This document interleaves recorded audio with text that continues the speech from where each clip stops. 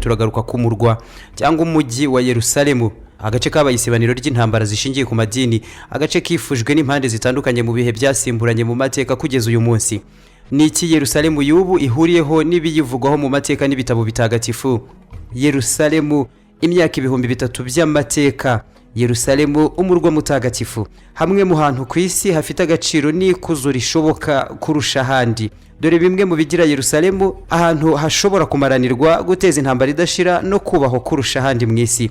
Abayahudi aho bari mu bice bitandukanye by'isi, aho ariho hose buri gihe basenga batumbiriye mu cyerekezo cya Yerusalemu. Ku bakristo mu isi yose bubaha Yerusalemu kuko ariho Yezu Kristo yabaye mu myaka ye ya nyuma ku isi, arahigishiriza, arahafatirwa, acibwa urubanza, abari naho abambirwa ku musaraba. Ku Bayisilamu nabo ntabwo Yerusalemu ari ahantu nk'ahandi hasanzwe. Aha Yerusalemu niho bemera ko umuhanuzi Muhammad mu kiswe Isra na Miraj yazamukiye ajya mu ijuru. Ibi byose bigira Yerusalemu ahantu hadasanzwe. Mu myaka ibarirwa mu bihumbi, Yerusalemu yabaye isibaniro rikomeye ry'intambara zishingiye ahanini n'ubundi ku madini n'imyemerere.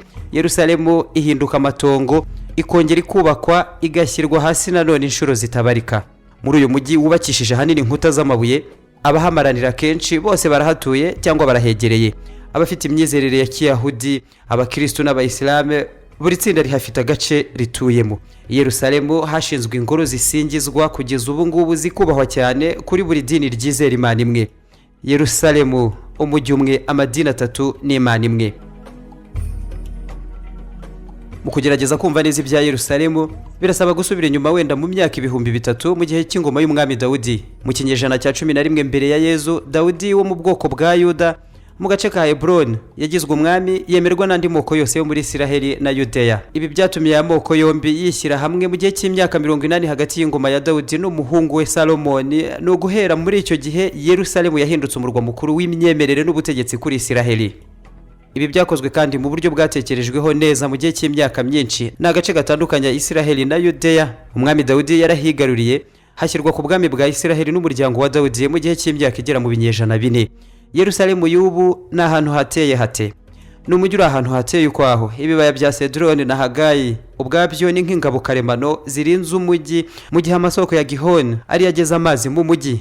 Na n'ubu bimwe mu birango by'ibikorwa byakozwe n'abami ba kera muri Isiraheli biracyagaragara i Yerusalemu. Nk'ubu ikizenga cy'amazi cyitiriwe Silowe, aha niho umwami Dawudi yahisemo gushinga umurwa mukuru we. N'ubu icyo kizenga cy'amazi kiracyahari mu marembo ya Yerusalemu, cyakira n'ubundi amazi ava mu masoko ya Gihoni yinjira mu mujyi aciye mu muyoboro witiriwe Ezekiyasi. Nta yandi mazi namwe yaboneka i Yerusalemu, bigatuma uyu muyoboro noneho urindwa bikomeye mu gihe cy'umutekano muke n'intambara zose zabaye kuri uyu mujyi guhera mu binyejana byinshi byabanje. N'ubu niko bikimeze i Yerusalemu. Aha umwami Dawudi ngo yashatse kubaka ingoro y'Imana ku musozi Moriya, ariko kuko yari umurwanyi cyane ngo yumvise neza ko ibiganza bye byuzuye amaraso, Imana itanezezwa na gake no kuba ari we wakubaka iyi ngoro. Ibi ngibi nawe abiharira umuhungu we Salomoni wagombaga kumusimbura. Mu mwaka wa 961 mbere ya Yezu, ku nshuro ya mbere umwami Salomoni nibwo yubatse iyi ngoro yatuwe Imana, Imana y'Abayahudi, ubu yizerwa n'andi mahanga mu isi yose.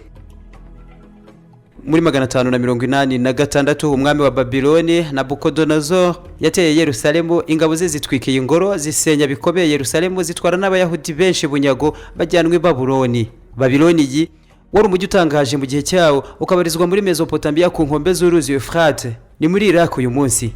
Nyuma y'imyaka 40 bajyangwe bunyago, Abayahudi baje kuva Babuloni barisuganya basubira i Yerusalemu, bibafata indi myaka igera muri 20, barongera ya ngoro nanone barayihagarika mu mwaka wa 516, iza no gusubirwamo ku itegeko ry'umwami Herode muri 19 mbere ya Yezu. Iyi ngoro nanone yarongera irasengwa muri 70 nyuma ya Yezu. Icyo gihe hari mu mvururu zikomeye aho Abayahudi bigumuraga ku butegetsi bw'Abaromani. Ubundi ingabo z'umwami w'abami Titus Flavius Vespasianus zigafata ubutumwa bwo guhana bikomeye Yerusalemu. Umujyi nanone urasengwa bikomeye, ya ngoro kandi ishyirwa hasi nanone.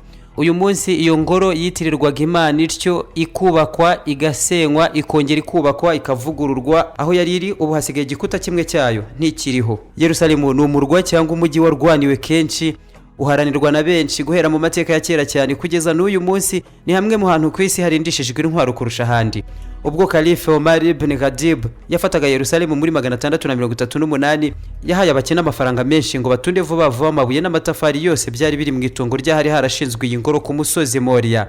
Omar ahitamo kuhashyira umusigiti kuko ngo aho ariho neza neza umuhanuzi Muhammad yazamukiye mu ijuru. Aha kandi hari urutare bita Al-Sakra, urutare rutagatifu. Umwami Dawudi nawe yararuhasanze ubwo yatekerezaga bwa mbere ko kuri uyu musozi hariho yagombaga gushinga ingoro yitiriwe Imana. Muri 691 hateretsweho ikibumbano gitatse nka zahabu bita Dome du Roc, Dome of the Rock. Hubakwa kandi umusigiti ubu ushyirwa ku mwanya wa gatatu uvanyeho Imaka na Madina. Ibi byose n'ubu birahari. Yerusalemu mu ishusho yayo ya kera igabanijemo ibice bine bituwemo n'abantu bihariye. Hari igice cy'uburengerazuba bugana amajyaruguru y'umujyi gituwe n'abakristo, igice cy'abayisilamu mu majyaruguru y'uburasirazuba, agace gatuwe n'abakomoka muri Armenia mu majyepfo ashyira uburengerazuba, n'igice gituwe n'abayahudi mu majyepfo y'uburasirazuba. Uruzitiro rwa Yerusalemu rwongeye kubakwa na Sultan Suleiman the Magnificent mu kinyejana cya 16, ubundi hashyirwamo imiryango hakurikijwe imiterere ya buri gace ka Yerusalemu. Hakaba n'undi wafunzwe burundu mu mico n'imyemerere y'abayahudi. Uyu nguyu ngo niwo bazi neza ko Mesiya azacamo agarutse Yerusalemu, bawita amarembo y'impuhwe. Hari nanone ibitari bike byagiye bihindurwa mu mujyi wa Yerusalemu, haza no kubakwa imidugudu mishya y'abayahudi bagiye basengerwa bagahunga mu ntambara zitandukanye zirimo nk'iyo kuva mu 1948 kugera mu 1967 mu bihe igice cy'uburasirazuba bwa Yerusalemu cyari mu maboko ya Yorodaniya. Yerusalemu ni umujyi usa n'uteye ukwawo mu isi yose, agace inyubako n'ibikoresho bimaze imyaka ibinyejana byinshi n'ibituruka ku iterambere ry'ubu byose birahabangikanye kimwe ku kindi.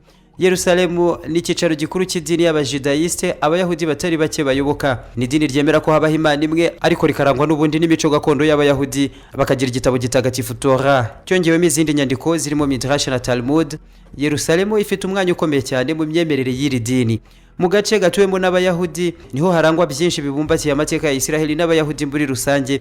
Ni naho ubu ngubu hari itongo ry'ingoro y'umwami Dawudi n'ibindi byinshi bihura cyane n'ibyanditswe muri Bibiliya n'ibitabo bitandukanye by'amateka.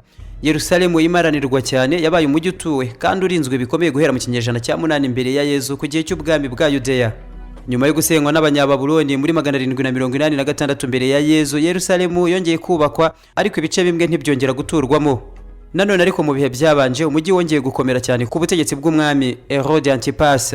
Uretse ibirango by'ibihe birebire by'amateka n'intambara zabaye i Yerusalemu, hari n'ibirango bikomeye by'amateka ya jenoside yakorewe abayahudi, habitswe amashusho menshi n'ibikoresho bitari bike byakoreshejwe muri iyi jenoside y'abakorewe. Hafi aho hari n'irimbi ryitiriwe Oskar Schindler, umudage w'umunyemari wakijije abakozi be batari bake mu bihe bya jenoside. Naho hakurikijwe amateka uko asubirwamo mu bitabo bitandukanye ndetse na Bibiliya, ni nako hagaragara ibindi bimenyetso byinshi by'ibyo bihe bya kera. Aha mu mujyi wa Yerusalemu ku musozi wa Sinai hafatwa nk'ikirango gikomeye cy'amateka yibukwa neza y'abayahudi.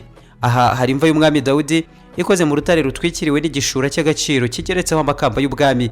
Habaho no gushidikanya niba koko yari imva y'umwami Dawudi, ariko ntabwo bibuza nanone kwanga naho haba hamwe mu hantu hubahwa cyane n'abayahudi n'abakandagiye Yerusalemu bose. Kuva mu 1948 kugera mu 1967 mu gihe Yorodaniya ariyo yagenzuraga igice kinini cy'uburengerazuba bwa Yerusalemu, aha kumva y'umwami Dawudi niho abayahudi benshi bazaga gusengera. Aha Yerusalemu kandi igikuta cyitwa icy'uburengerazuba bw'uruzitiro rw'umujyi, iki cyiswe igikuta cy'amaganya, Mur de Lamentation. N'ubu hahurira abayahudi benshi baza kuhasengera abaganya banasaba byinshi Imana yabo. Nicyo kimenyetso cyonyine gisigaye ku nyubako y'ingoro bayubakiye igasenywa. Imyaka myinshi irashize ubu, ariko imvura yagwa, izuba rikava, amanywa cyangwa ijoro, nta na rimwe aha hantu ku rukuta rw'amaganya hashobora kubura abayahudi bahasengera. Binavugwa ko ufite icyo asaba Imana, yaba umuyahudi cyangwa atari we, ngo acyandika ku rupapuro aho yaba aturutse hose akaza kurucengeza hagati mu matafari y'uru rukuta. Icyo gihe ngo nta kabuza arasubizwa, byaba byo cyangwa atari byo. Uku ni kuri urukuta rwuzuyemo ibihumbi byinshi by'abandikiye Imana. Uyu munsi kandi i Yerusalemu mu gace kitiriwe Abanya-Armenia hari igiti kinini cyane cy'umuzabibu kimaze imyaka myinshi cyane, n'ubu kirahari. Iki nicyo byemezwa ko Yezu ngo yaziritsweho imigozi agakubitwa kugira ngo atanyeganyega. Kiri imbere y'ingoro ngari, bivugwa ko ari rwo rukiko yaburanishirijwemo, Praetorium, mbere yo koherezwa kwa Kayifa.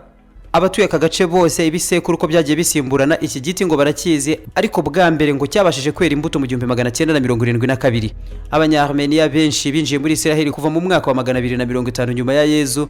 Aba kandi bashinze idini ryabo ridatandukanye cyane na Kiliziya Gatolika cyangwa aba-Orthodoxe, ariko bazana amahame monophysite, bahakana ubutatu butagatifu. Bo bakavuga ko Yezu ari umwe ufite ayo mashusho atatu yose. biturutse ahanini ku bwicanyi bwagiye bubakorerwa. Abanyarumeniya bahungiye mu bihugu byinshi baratatana hirya no hino, uko nguko ni nako abatari bake muri bo bafite agace kabo bituriyemo muri Yerusalemu. Aba nabo kandi bahafite ibirango byinshi by'amateka yabo arimo na jenoside yabakorewe. Aba nabo bafite imyemerere yabo iruhande rw'idini gakondo ry'Abayahudi, Abakristo n'Abayisilamu. Hafi ya bose baba mu bice byabo byihariye. Mu gace gatuwe n'Abayisilamu i Yerusalemu niho hari inzira ubu yakozwemo umuhanda uzwi neza kuva habereye urubanza kugera aho Yezu yabambiwe ku musaraba. Ni naho hari inzu Mariya nyina wa Yezu yavukiyemo, hejuru yayo ubu hubatswe kiliziya yitiriwe Mutagatifu Ana nyina wa Mariya. Nubwo ibi byose bihari i Yerusalemu, ariko mu gace gatuwe n'Abayisilamu ibirango by'idini ryabo nibyo bihiganje. Ndetse ku mwanya wa gatatu nyuma y'Imaka na Madina, Yerusalemu nabwo ni ubutaka butagatifu ku Bayisilamu. Hejuru ya byose ariko uvanyeho ibice Abayisilamu batuye muri Yerusalemu, umusigiti Al-Aqsa ushinze ahari ingoro ya kera Abayahudi batuye Imana, ni ikirango gikomeye cyane rwagati muri Yerusalemu. Aha hari urutare bita rutagatifu rwavuzweho byinshi. Uru rutare mu myaka isaga 100 yashize ngo ni rw'Abanyekanani bazaga kwicira inyamaswa batangaga nk'ibitambo mu mihango ishingiye hanini ku myemerere yabo. Ni kuri uru rutare n'ubundi ngo Aburahamu yaragiye kwiciraho umuhungu we Isaka, akamutanga nawe nk'igitambo ku Mana. Aha akaba ariho n'ubundi umwami Dawudi nawe yahisemo ko hubakwa ingoro y'Imana. Ndetse nanone kuri urwo rutare neza neza ngo akaba ariho hashyizweho gutambira ibitambo imbere muri iyo ngoro. Hakaba nanone kuri urwo rutare n'ubundi ngo hashyizwe ahera cyane havugwa mu bitabo bitagatifu. Ku Bayisilamu kuri urwo rutare ubu ku musigiti wa Al-Aqsa ku musozi Moria ngo niho umuhanuzi Muhammad yari ahagaze ubwo yerekezaga mu ijuru Isra. Aha mu nkengero za Yerusalemu ku musozi witiriwe Imizabibu naho ni hamwe mu hahambaye mu ishingiro ry'ukwemera kwa Gikristo mu isi. Hubatswe kiliziya yitiriwe Assomption irimo n'imva ya Mariya nyina wa Yezu, yashinzwe mu ntangiriro z'ikinyejana cya 5 yongera gusubirwamo hagana mu 1130. Nero kuri uyu musozi habarizwa ubustani cyangwa umurima witwa Getsemane, aho byanditswe muri Bibiliya ko ariho Yezu yakundaga gusengera. Hirya gato ku musozi wa Siyoni mu Gahinga niho hubatse inzu yavuguruwe mu 1988 irimo icyumba kigari Yezu n'intumwa ze ngo basangiriyemo bwa nyuma. Yerusalemu kandi hagaragara Via Dolorosa, inzira iva ku rukiko rwa Pilato bise Praetorium kugera i Calvario. N'ubu iyo nzira irahari, iriho ibirango 14 bikurikije ibyahabereye. Ibi byose n'ubu bigaragarira amaso y'abakandagiye Yerusalemu gukomeza kugera hejuru i Golgota, ahubatswe kiliziya noneho yitiriwe Izuka. Neza ngo nahari hashinze umusaraba Yezu yapfiriyeho. Ni hamwe mu hantu hubashywe cyane n'Abakristo mu isi yose. Aha kandi hubatswe gutya guhera ku ngoma y'umwami w'abami Constantin ahagana mu mwaka wa 325. Muri iyi nyubako hanitwa ingoro y'igituro gitagatifu, hashushanywa imva ya Yezu aho yashyinguwe nyuma akaza kuzuka nk'uko byigishwa mu Bakristo. Aha ngo hubatswe na Mutagatifu Helena nyina wa Constantin, haza gusengwa n'Abaperse mu mwaka wa 614. Irongera none irubakwa ishyirwa hasi nanone mu 2009. Irongera kandi inyubako irahagarikwa bwa nyuma. Ubu uko iteye yubatswe mu 1149 nyuma y'aho ingabo z'Abakristo zari zimaze kubohoza Yerusalemu. Uyu munsi amadini 6 ashingiye ku myemerere itandukanye yose yemerewe gukoresha iyi nyubako aho hahambwe Yezu. Ibirango bishingiye ku madini kimwe n'amateka mu mujyi wa Yerusalemu ni byinshi kandi byagiye bisenywa bikongera bikubakwa kenshi, bigasenywa bikongera bikubakwa. Nta wundi mujyi n'umwe uteye nka Yerusalemu mu isi. N'uyu munsi Yerusalemu ituwe n'abari mu madini 3 yemera Imana imwe, kimwe n'udushami twinshi tuyashamikiyeho. Bamwe mu bice byabo byihariye n'imico yabo yihariye, amashuri yabo bwite n'ukwemera kwabo. Yerusalemu ntagatifu mu mitima y'abatuye isi. Yerusalemu isoko y'ukwemera kwakwira ku isi yose, n'ingobyi y'amadini yose ashingiye ku kwemera Imana imwe rukumbi. Muri rusange iyi niyo shusho ngari y'umujyi wa Yerusalemu uvugwa kenshi, ugasingizwa, ugashyirwa mu buhanuzi n'andi mateka tutarangiza muri iki kiganiro cyonyine.